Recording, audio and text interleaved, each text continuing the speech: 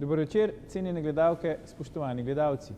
Moje ime je Aljuš Pertinač, Sloveniji še vlada svoboda, vi pa spremljate najbolj politično korektno oddajo slovenskih televizij. Od osamosvojitve smo zabetonirali 100 tisoč hektarjev rodovitnih tal, četrtino kmetijskih površin. Do danes je propadlo 18 tisoč malih kmetij. To je največji etnocid, ki je bil storjen slovenskemu narodu. Ne Avstro-Ogrska, ne Kraljevina Jugoslavija, ne samoupravna socialistična Jugoslavija niso kaj takega storile kmečkemu stanu, v samostojni Sloveniji pa smo ga radikalno uničili. Imamo največjo površino nakupovalnih središč na prebivalca v Evropski uniji. Imamo najnižjo stopnjo samooskrbe s hrano v Evropski uniji. Uvažamo 2/3 hrane in 85% semen. V obdobju socializma smo bili 70% samooskrbni, danes smo le še 30%. Kaj smo naredili s to noro neoliberalno razprodajo Slovenije? Tako Anton Komat, znani okoljevarstvenik. Ja, tudi to je Slovenija. Sedaj pa se lotimo 14. oddaje pravljične 7. sezone Faktorja na TV3. Resnica boli, komentarji še bolj. Danes bomo za vas komentirali svoboda sponzoriranja, kdo jo plačuje in koga sponzorira svobodna politika. Premier Golob je potem, ko je svoji poklicni spremljevalki omogočil oblikovanje vladnih politik, sedaj prešel še na njej podobno snemanje promocijskih videov na Instagramu. Kdaj bo konec razprodaje slovenske politike, nam bosta povedala naša stalna komentatorja, dr. Igor Lukšič in pa magister Bernard Brščič. Igor, Bernard, toplo pozdravljena v Faktorju. Dobar dan. Dober večer. Igor, ti si bil svoj čas v vrhunski politiki, bil si tudi kratek čas minister v vladi Republike Slovenije.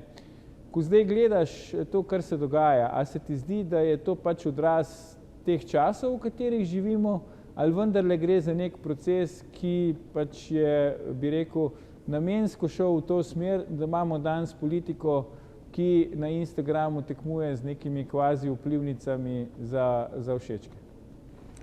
V 90-ih letih se je začel oziroma pospešil razpad politike, političnega prostora.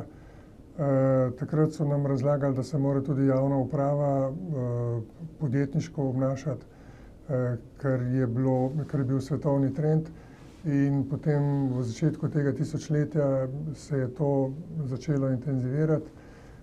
Marsikakšen predsednik vlade je razložil, kako je javne uprave preveč. Javna uprava je pa pravzaprav so ljudje, ki delajo profesionalno politiko. Razglašalo se je, da je politika ena navadna svinjarija, da kdor gre tja, gre samo krast in tako naprej. In tej propagandi je sledilo tudi tako obnašanje in način rekrutiranja ljudi je potekal v skladu s tem. Tako da zdaj, ko se je pohitrilo vse to, recimo, privatizacija, se pravi, da ljudje mislijo predvsem samo nase, ko smo mi to prenesli tudi v te generacije, ki zdaj na novo vstopajo v prostor, se pravi, ljudi zanima samo njihov, kot bi rekel vodnik, gotov denar, ne čaka nobeden dolgoročnih efektov, ne. Zdaj vsi razglašajo, kakšna penzija, penzij ne bo. Včasih so ljudje imeli neko predstavo o tem, ne, ti hodiš v šolo, potem imaš nek začetek kariere, pa imaš vrhunec kariere, potem imaš iztek in potem je pokojnina in tako naprej. Zdaj noben ni pripravljen čakati na te faze, ampak hoče čez, ne vem, 3 dni, ne, tudi tale zgodba z bitcoini in temi hitrimi zaslužki je pripeljala do tega, da so ljudje neučakani in da hočejo denar res takoj. In politika se je tega zelo nalezla, oziroma vsaka generacija politikov rekrutira če zdajle več takih, ki bi radi denar že v času mandata. Ne, veljalo je predvsem za zahodno politiko, da ti za časa mandata služiti ne smeš, lahko pa potem, in to se je dogajalo na veliko, se pravi, ko je bil konec mandata, si ti hodil kot en ciganski medved in si služil velike denarje, po $100,000 na predavanje ali pa celo več. In to pa zdaj vidimo, da je treba služiti že kar v času mandata. In ker imaš ti to Twitter ekonomijo, pa potem to Instagram ekonomijo, se pravi všečki štejejo, imaš biznismene, ki so zainteresirani za to, da jih ljudje, ki so tudi na nek način biznismeni ali pa ljudje hočejo, da so, čeprav politika zveze nima s tem, so se začeli tako, ampak se če zdaj bolj tako tudi obnašajo. Ja. Kar je katastrofa za politiko. Ja, absolutno. Bernard, zdaj ti poznaš delo, da ne rečem sloves predsednika vlade, preden je šel nazaj v aktivno politiko, bil je pač v elektrogospodarstvu aktiven, kjer si tudi ti, je izobražen in tako naprej. Ne moramo reči, da ni inteligenten.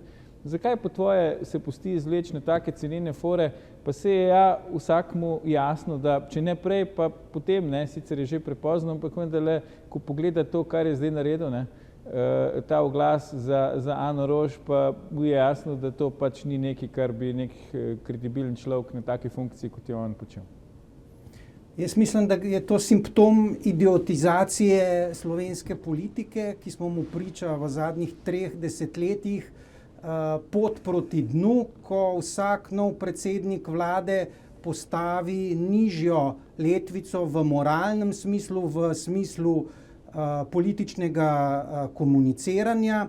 Jaz, ko sem videl ta pogovor med predsednikom vlade in gospo Ano Roš, mi je šlo na bruhanje, dobil sem skoraj da napad sladkorne, tako osladno, nespontano, izumetničeno, tako da res ne razumem, kakšen volivec moraš biti, da padaš na take PR-ovske trike, ampak poglej, s takimi metodami je prepričal 35% slovenskega volilnega telesa in ljudje očitno to nagrajujejo.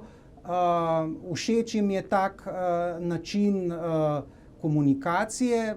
Jaz kot opazovalec politični moram reči, da se držim za glavo, kam je šla slovenska politika v zadnjih desetletjih, kam so šli moralni standardi, na primer, da je vendarle obstajalo v preteklih desetletjih še nek minimalni recimo zahteve do politikov. Danes je praktično vse možno.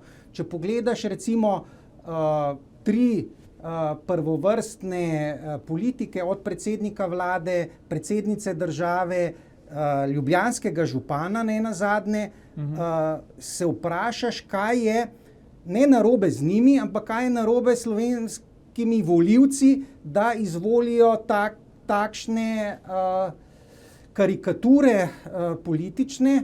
In jaz imam čisto vest, jaz Goloba ne bi nikoli volil, ga nisem volil, ga nikoli ne bom volil, ker mi tak način, ne samo komunikacije, ampak če pogledaš njegov historiat na GEN-I-ju, pa to, kaj počne kot predsednik vlade, mislim, da se človek lahko drži samo za glavo. Ja. Vendarle predlagam, če se strinjate, da si pogledamo ta video, verjamem, da so ga že vsi videli, tudi naše gledalke in gledalci, in pa vendarle, da ne bomo govorili v tjaven dan ali pa na suho, predlagam, da si zdaj pogledamo ta posnetek, ki ga je objavil predsednik vlade oziroma njegov uradni Instagram račun sam. Poglejmo. Živijo Ana, Robert tukaj. Živijo. Čestitke, sem slišal, da ti je uspelo to, kar še nobemu Slovencu ni, ali pa Slovenki. Ja, pač se ni nič to posebnega, pač samo trdo delaš pa... Kako ni nič posebnega? Nisi ti glih kar dobila ta 3. zvezdice? A obstaja še kaj več? Še bolj trdo delati, pa še kaj več. V redu je, nisem še dojela, nisem še prišla do možganov. Pa res, lej, čestitke tebi, ekipi, vsem, unim, ki ti delajo hrano, ki ti jo proizvajajo, tistim, ki ti jo čistijo, nosijo in tebi valjda itak. Lej, imaš moj telefon, veš, da te podpiram vsem in stojim za tvojim trudom in veš, da me imaš na svoji strani. Tako da kadarkoli sam reci. Zmenjeno. Super, en velik objem. Ja. Čau. Zdaj, Igor, tle je 1000 stvari, na katere bi lahko šli, ampak vendarle, kaj sporoča zdaj v bistvu nam predsednik vlade? On iskreno nam hotel povedati, da on čestita Ani Roš za to, da je pač dobila 3. Mišlenovo zvezdico, ali misliš, da so kakšni drugi podtoni tle v igri? Ja, vrsta dimenzije. Tle imamo en odor privatnosti, se pravi lansirane privatnosti. To je sicer vse fake, ampak zgleda, kot da gre za en privaten odnos, oba kakor skrivno posneta, čeprav je jasno, da je to vse zrežirano. Ko hodiš po Čopovi, verjetno te ne čakajo zasedi s kamero, če te bo slučajno in poklical tudi vidi se, predsednik vlade. da so Ano Roš snemali v različnih položajih, verjetno tudi sestavili neko pravo zgodbico. Ampak to, kar je nastalo, je pa dejansko na nek način, če bi rekli diplomatsko, nek nov trend, ki ga jaz ne odobravam, da se na tak način izkorišča rezultate posameznikov, recimo tle Ane Roš, ki je dober rezultat, in da se predsednik vlade gre tako prišlepati na to, na tak način, in da Ana Roš potem naivno na to tudi pristane. Po moje zdaj bo jasno, kaj je naredila, da ne bo tega delala več. In po drugi strani, da te ekipi Golobovi pade na pamet, da na tak način manipulirajo dosežke ljudi, pa naj bojo to bolj športniki, to, da se slikaš z njimi, nekako klasična zgodba, ker po eni strani tudi daš podporo, ampak tle vidimo, da niti ne gre za to, da on daje kaj podporo njej, ker pa šport je drugače, ti moraš tudi finance zagotoviti, pa ne vem kaj, recimo kot politika ali pa neke druge razmere, pa je to nek proces. To pa vlada pri tem in verjetno on osebno niso nič imeli zraven.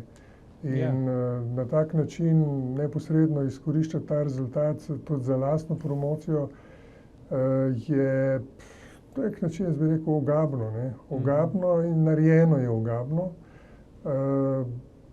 Če ne bi šlo za predsednika vlade in bi šlo res za neke privatne ljudi in nek privatni Instagram, bi potem bila to druga zgodba, ampak tole je pa ogabno. Predlagam, če slučajno kdo more obiskati iti tja, kamor gre še cesar peš, da si vzamemo krajši premor, ampak ne nam iti gledalke, gledalci, se vrnemo po oglasih, ko nadaljujemo s komentiranjem, kdaj se bo končala razprodaja naše politike. Ostanite.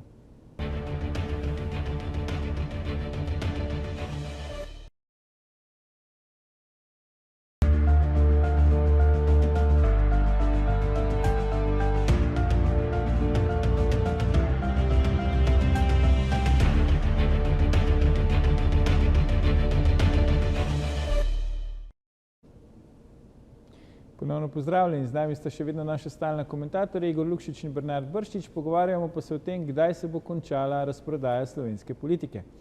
Bernard, predno smo šli na oglase, nam je Igor poskusil eno mino nastaviti, v smislu, da je rekel, da predsednik vlade samo parazitira na tem velikem uspehu Ane Roš, ko pa vendarle vemo, da ta uspeh ne bi bil tak uspeh, kakršen je, če ne bi znatna sredstva, jasno, nas davkoplačevalcev, vlada, tudi vlada Roberta Goloba za to namenila in da zdaj na nek način Roševa odplačuje to investicijo. Ja, Igor se moti, dejansko je šlo za slab 1 milijon evrov, ki ga je, mislim, da Ministrstvo za gospodarstvo ali pa ena od njihovih agencij, verjetno Spirit, namenil za ta projekt Mišelenovih zvezdic. Poleg tega mislim, če se ne motim, da gospa tudi dobiva subvencije Ministrstva za gospodarstvo, se pravi, je njen podjetniški podjem, če mene vprašaš, vprašljiv, da davkoplačevalci plačujemo, jaz ne omalovažujem njenih kuharskih umetelnosti, njenih dosežkov, vendar sem pa skeptik do takega državnega podjetništva, se pravi, da ti država subvencionira tvojo dejavnost, da hkrati subvencionira projekt ocenjevanja in verjetno so ji iz kabineta predsednika vlade namignili, da je čas, da poplača svoje usluge. Tako da jaz mislim, da gre tu za klasično quid pro quo, usluga za uslugo in da je predsednik vlade zdaj dejansko se poplačal na ta skrajno osladen, oduren način. Jaz mislim, ne vem, kakšna volilna klientela na to pada, ampak jaz tako ne razumem, kako lahko 35% naših sodržavljanov voli takšno politiko. Ja, Bernard, ti nisi na Instagramu. To je Veš kaj, Aljuš, zdaj tole, kar vidva govorita, in ti si rekel, da vemo. Jaz to prvič slišim. Ja. Moram reči, da me preseneča. Ni sicer, zdaj, ko govorita, ni v nasprotju s logiko, po kateri ta vlada. Če je to tako, potem je seveda to razumljivo, da si na tak način poplačuje usluge. Ampak če je to tako, je pa izrazito nekorektno do celotne slovenske javnosti, da tega niso objavili. Ne, ker tle funkcionira ta rezultat dejansko kot neodvisno od vlade in če ne drugega, zdaj, ko so naredili ta posnetek in obelodanili to povezavo, ki izgleda, da ni samo tako naivna, kot sem prej razlagal, ker se mi je tako zdelo, ampak da gre to za eno še višjega ranga gnusobo, tudi zaradi tega, ker če je bilo to tako in niso objavili, kaj je imela vlada zraven, je to res en vesoljni nateg. Se mi zdi, da je zdaj prav, da ali minister za gospodarstvo, ali kar sam predsednik vlade, ker se je že spustil v to, razloži, kakšne so bile te relacije, da tudi razloži, na kaj lahko računa, kar mu obljublja v tem posnetku Ana Roš, in na kaj on lahko računa, ker je tudi svoje usluge dal na razpolago. Se pravi, da tle vidimo, da barantajo lahko, ne vem, vidva pravita, da ja, z državnim denarjem, zgleda pa, kot da vsak samo iz svojega žepa in iz svojega možgana vleče te uspehe in rezultate ven. To so zgolj nenavadna naključja, Igor, midva nič ne z Bernardom ne namigujeva. Ta piramida, ki smo jo videli iz aplikacije Erar, nima nobene povezave s tem videom, ki ga je posnel predsednik vlade z Ano Roš. Ampak pojmo mi naprej s to našo oddajo. Zdaj, verjetno se boste strinjali, da zgledi vlečejo. Zdaj, če predsednik vlade na nek način monetizira ali pa sponzorira svojo politiko, ne smemo biti preveč kritični do ministrov, ki mogoče počnejo enako. V teh dneh se je znašla pod povečevalom javnosti ministrica za javno upravo Sanja Ajanović-Hovnik, ki je peljala izbrano četico prijateljic v družbi svojega moža na 14-dnevni izlet v New York, zato porabila 33.000 evrov davkoplačevalskega denarja, udeležila pa se je trajnostnega foruma. Pozor, kaj je tam počela kot ministrica za javno upravo, je seveda retorično vprašanje, ampak tole bi vaju vprašal.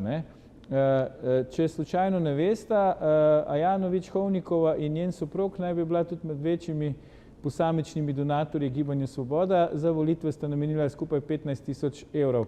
Igor Bernard, a si zdaj ministrica samo povrača to svojo investicijo, ali je celo do ministrskega položaja prišla zato, ker je v to vložila znatna finančna sredstva? Jaz mislim, da si jo je že povrnila. Gre za klasično črpanje rent. Žalostno je, da v luči javnofinančnega popolnega razsula, ko imamo 2,4 milijarde evrov težak primanjkljaj, ko se falsificirajo makroekonomski podatki, ko je jasno, da v lanskem letu ni bila gospodarska rast 5,2%, ampak 2,4%, ko BDP ni znašel 59, ampak samo 57 milijard, da se tukaj troši, kot da je omejitev ne bo 33.000 evrov, je zelo veliko denarja, Aljuš. Te delegacije, praktično cel bataljon nekih svetovalcev, zapravlja se kot v času maršala Tita. Skratka, nič nas ne sme skrbeti, kaj bo jutri, ko je pa jasno, da gre makroekonomski pokazalci dol, industrijska proizvodnja pada, tako da je to samo znak popolne neodgovorne politike, ampak očitno je volilno telo popolnoma neobčutljivo.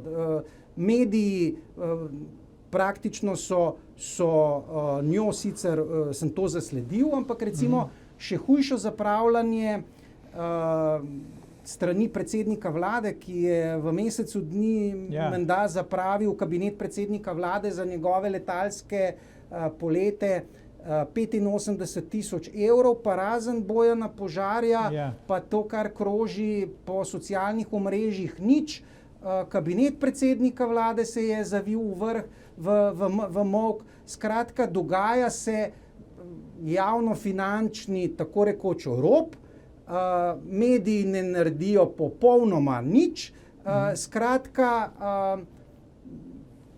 očitno se te oblasti v naslednjih 3 letih kljub tem zlorabam in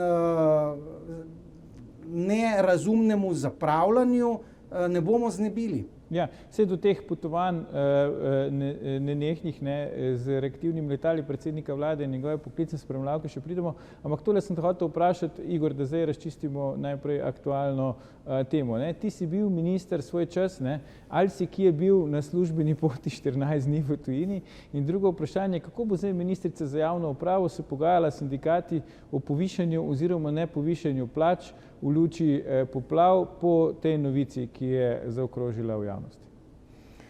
Se vidimo, da njih ni več nič sram. Ti, če hočeš funkcionirati, glede, jaz sem spet nekaj bral Konfucija, tismo, ki sram ne funkcionira, je operativno nesposoben.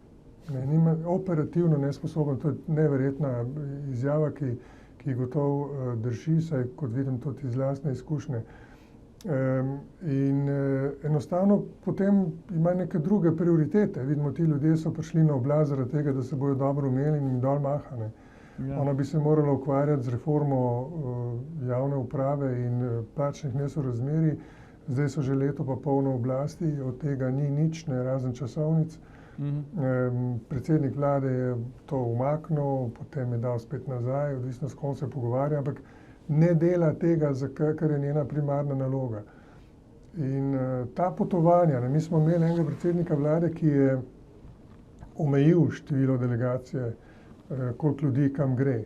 In ko si vprašal, koliko to greš za 3 dni, 4 dni, čez lužo tudi, je sicer zoprno, ampak to je zoprna narava tega posla, da ti ne greš tja, da to ni turizem. Poti v imenu države niso turistične poti. Da se stisniti kakšen ogledek ali ne vem kaj v to 2-3 dnevno zgodbo, ne pa da to raztegneš na 10 dni. Ampak ljudje morajo vedeti, da to odobrava vlada in obseg delegacije in program in tudi stroške. Tako da zato je neposredno odgovoren predsednik vlade, ne predlagatelj, recimo v tem primeru ministrica. Ampak to, kar je še v ozadju, se pravi, da so donirali stranki za volitve, potem ta denar mora nekje nazaj dobiti. Zdaj, navadno, ko biznis vlaga v politiko, vlaga zato, da bo dobil v večjem obsegu nazaj.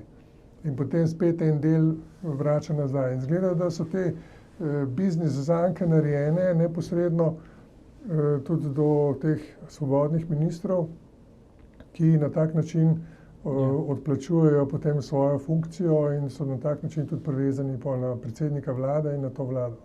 Da pa bo kakšna sprememba, Ljuš, ne verjamem, ker ta njihova večina, teh 41 poslancev, ki neusmiljeno to podpira s tem, da je tiho, da nihče od njih in vključno s koalicijskimi partnerji, vključno z Levico in SD-jem, ne postavlja teh vprašanj niti na neformalni ravni na dnevni red.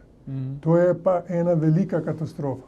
In bojo zavozili cel projekt, ki se mu reče levo-sredinska vlada. To nima več zveze ne z levico, ne sredino, ampak z eno navadno lopuščino.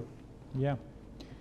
Zdaj, Bernard, Igor ima seveda absolutno prav, ne, ko pravi odgovornost je predsednika vlade, ki je vse to požegnal, ampak kot si ti prej omenil, verjetno se mu to ni zdelo nič takega, ne. Če vidimo, kako je njemu uspelo v avgustu zapraviti več denarja za polete z zasebnimi reaktivnimi letali, ob tem, da imamo Falcona in seveda tudi še neke redne letalske linije, kot pa Janezu Janši v 2-letnem mandatu predsednika vlade, ne. Te podatke je prvi obelodanil kolega Peter Jančič v svojem spletnem časopisu, ampak zadeva je znana že nekaj dni, ne, ni videti, da bi se prebila na naslovnice dominantnih medijev. Bernard, misliš, da bo to tako kot z vsemi drugimi stvarmi pri tej novi oblasti, da dejansko pač se bomo nekaj časa usajali, potem pa bo šlo enostavno mimo, ker to so pa še precej više številke, pa mogoče še manj upravičljive kot pa tiste, ki smo jih videli prej pri tem turističnem izletu ministrice Ajanović-Hovnikove, ker tu gre v glavnem za neka vikend potovanja, ne, in nismo bili nič obveščeni, da bi premier v teh datumih imel kakšne državniške obveznosti, za katere bi mi izvedeli. Ja, to je njegov modus operandi po sistemu država, to sem jaz, proračun, to je moj zasebni račun. Težava Slovenije je, da imamo popoln infarkt tega, da imamo politično elito, ki je moralno popolnoma dezintegrirana, ko imamo hkrati infarkt formalnih institucij, se pravi tistih, ki so pristojni za to, da se nezakonitosti sankcionirajo, to mislim policijo, tožilstvo, sodišča, in pa nenazadnje četrta veja oblasti, mediji praktično servilno pokrivajo te tako rekoč kriminalne zgodbe oziroma zgodbe zlorabe položaja in nerazumnega trošenja javnih sredstev. Tako da edina sankcija, ki si jo lahko obetamo, bo sledila čez 3 leta. Ob tem tempu lomastenja po javnih financah pa ne vem, če bo država preživela. Ne bo več dovolj falsificirati makroekonomskih podatkov, se lagati o gospodarski rasti, o višini BDP-ja, to potem te falsificirane podatke uporabljati za proračunsko načrtovanje, ker obeti v Evropi so katastrofalni. Nemčija bo v 3. kvartalu v tehnični recesiji, zelo verjetno bo v celotnem letu beležila negativno gospodarsko rast. Če pogledaš, kaj se dogaja v predelovalnih dejavnostih v Sloveniji, poročajo že od 2. kvartala o upadu naročil, hkrati se zasebna potrošnja zmanjšuje, se izplen iz davka na dodano vrednost, ki je glavni proračunski vir, zmanjšuje. Skratka, v času, ko bi potrebovali vodenje z zgledom, se pravi neke restriktivne, razumne javnofinančne politike, imamo predsednika vlade, ki se gre dolce far niente na račun davkoplačevalcev, neko priležnico tovori po Evropi. Že to, na primer, bi človek se čudi, kakšna je toleranca Slovencev, da pravzaprav vlogo te,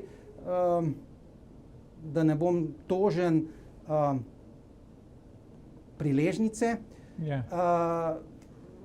spremlja, ki posega v neke politične procese. Skratka, če pogledaš, kakšna idiotizacija politike je v zadnjem letu se zgodila, si dobesedno zaprepaščen. Si mislil, da smo recimo z Alenko Bratušek dosegli dno, pa potem intelektualno dno s Šarcem. Ampak v moralnem smislu pa moram reči, da je pa to, kar gledamo zadnje leto, pa popolna dezintegracija, in tu ne bo dovolj se zgražati, ampak dejansko je krivda na volivcih, ker vsak tisti, ki je glasoval za to druščino na oblasti, nosi odgovornost za početje, ker Jaz mislim, da gospod Golob se ne obnaša dosti drugače, kot se je obnašal prejšnjih 20 let. Da gre to, in so dejansko ljudje to očitno želijo imeti predsednika vlade, ki v enem mesecu potroši 85 000 evrov, in kako, če imaš ti predsednika vlade, ki 85 000 evrov potroši, zakaj ne bi potem neka ministrica pa 33 000? Se morajo biti neka razmerja v državi. Zdaj smo vendar vsi ljudje, ne, Bernard, Tako. če smo zelo cinični. Zdaj, Igor, ne, vemo, ne, teren morale je sicer ločen od politike, se pravi, zdaj politično gledano, ne, podporniki te oblasti so recimo svoj čas romali na Podrč stadion za Bežigrad in Joc v Pečečniku na njegovi zemlji posadili drevo, ne. Po drugi strani jih očitno ne moti ogljični vtis predsednika vlade, ki nenehno potuje z zasebnimi reaktivnimi letali. Mimogrede, ena izmed teh dokumentiranih poti sovpada datumsko z domnevnim obiskom predsednika vlade in njegove spremljevalke na Malem Lošinju, ne. Tam so ga pač opazili Slovenci in o tem so pač mediji javno poročali. Pa me zdaj zanima, Igor, si ti kdaj predstavljal, da bomo imeli predsednika vlade, ki bo z letalom recimo domnevno potoval na Mali Lošinj za vikend? Težko, zdaj niti ne vem, Aljoš, koliko je to res preverjeno, tle praviš domnevno. Problem je zdaj v tem, ne, da imamo neke številke, ki so zelo visoke, ne, in recimo, da so preverjene. Ampak imamo težavo, recimo jaz imam težavo, ker ne vem, ali so ti podatki uradni in ali držijo. Ker so tako neskončno veliki, recimo, ko se jaz spomnim svoje vlade, koliko smo mi omejili ta potovanja, koliko se je nazaj držal predsednik vlade Borut Pahor, pretiraval je o tem, ampak vendarle je dal jasno sporočilo, da če je kriza, potem najprej je treba rezati pri predsedniku, ministrih in pri državi. Tle pa krize ni, ne, in se pravi, če je pa prosperiteta, potem pa morajo najprej od prosperitete imeti zdaj ali 5% ali 3%, ampak od teh 3% morajo zgleda največ imeti predsednik vlade, ministri in tako naprej. To je čist druga obrnjena, sprevržena logika, ki je absolutno ne odobravam. In še enkrat pravim, to nima zveze z levico, recimo desnica vpije, ja, to je leva vlada. Ne, to nima veze z levico, to je ena vlada, ki je enostavno brez moralnega kompasa. In to, kar je Bernard govoril, kako je to kriminal, žal to ni kriminal. Oni delajo lepo po zakonu, verjetno je vse lege artis, ne, ker je zadeva še hujša, ne, ker v politiki se zahteva, da ti uveljavljaš tudi neka moralna načela, neka načela, ki so v političnem konsenzu. In ta vlada se na to enostavno požvižga, ne. To skriva, oziroma zdaj niti ne bo več skrivala. To zdaj bomo videli, kakšna bo reakcija. Jaz mislim, da bo reakcija zelo arogantna. Kakor, kaj pa vas briga, mi delamo za državo, ne. Bodite veseli, da nas imate, ne. Ja, zaenkrat so bile reakcije take, ampak kaj recimo vidva napovedujete, bo ta trend šel še naprej v isti smeri, ali se bo vendarle na neki točki zalomilo, ker vemo, ne, napovedujejo se povišani davki, napoveduje se ustavitev investicij, napovedujejo se obvezne delovne sobote in obvezna solidarnost in tako naprej, skratka, lahko to traja v nedogled ali bo vendarle na neki točki počelo po vajenem mnenju? Jaz mislim, da ljudje to hočejo.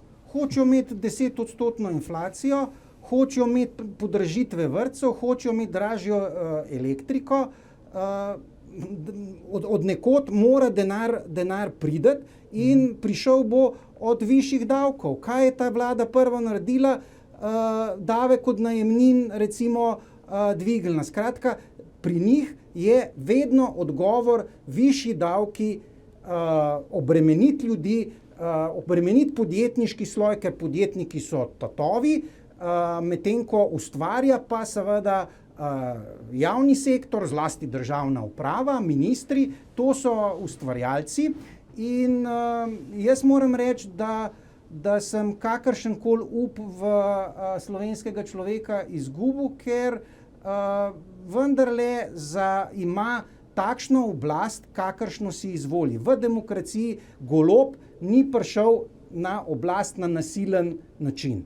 Prišel je z volitvami, res je sicer, da imamo izkrivljen volilni sistem, da imamo izkrivljeno medijsko krajino, ampak vendarle na koncu je prepričal 35% ljudi. In se morajo ljudje sami vprašati, kaj je z njihovo normativno integriranostjo, da takega človeka, ki vodi z zgledom, se pravi država, to sem jaz, javne finance, to sem jaz, da so to izvolili. Tako da jaz imam sam pred sabo čisto vest, jaz ga nisem volil, ga ne bi volil, ga ne bom volil in bodo morali ljudje začeti razmišljati, da mogoče pa volitve niso trivialna stvar in da začeti razmišljati, kaj je z slovensko politiko narobe. Da bi potrebovali dejansko moralizacijo politike, se pravi, da ne more biti politika neka Instagram igra, Facebook nabijanje všečkov, ampak da je to resna stvar, se pravi politika kot ukvarjanje z javnimi zadevami, vrnitev v bistvu politike z romantiko, kjer je tudi nenazadnje to, kar z Igorjem že večkrat ponavljava, da gre za spopad idej. Dejansko v zadnjem letu nobenih idej ni, nobenega spopada idej, nobene komunikacije, gre samo za popolno farso politično in mene moram reči, da je kot Slovenca me sram. Sram take države, takega predsednika vlade, take predsednice države, takšnega župana glavnega mesta, ker so samo zrcalo tega, kakšni so državljani. Takšno oblast imamo, kot smo si jo, oziroma so si jo izvolili. Ja. Evo, Igor, ti pripada zaključna beseda. Bernard, jaz ne verjamem toliko v politično moč volilnega telesa. Bil je en politolog, ki je ugotavljal, da glasovi štejejo, ampak viri odločajo. Viri so pa kapitalski bloki. Tisti, ki so si ga nastavili, tiste zelo dobro servisira. Vidimo, da ni nobenih organiziranih akcij proti predsedniku vlade. To samo kaže, da nobeden od premožnih ljudi v tej državi ni zainteresiran, da bi to vrstno politiko menjal. Se pravi, se v tej državi in pod to politiko, pod to vlado počutijo dobro vsi premožni sloji. Torej, ta vlada res dela po principu feudalnega sistema, servisira najvišji sloj. Ljudje bojo to sicer občutili, ampak ne bojo znali odreagirati na volitvah, ker jim bojo vse tiste, ki bojo alternativa, osrali.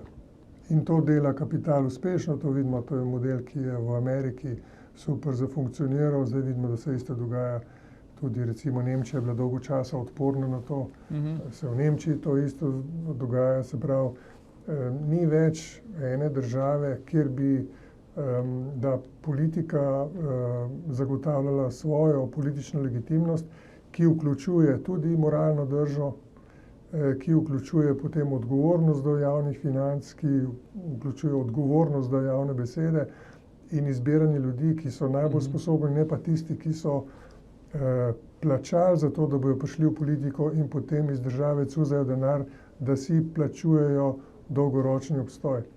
Ja. Tako da tukaj smo in se mi zdi, da se kam bistveno premaknili ne bomo. Ja.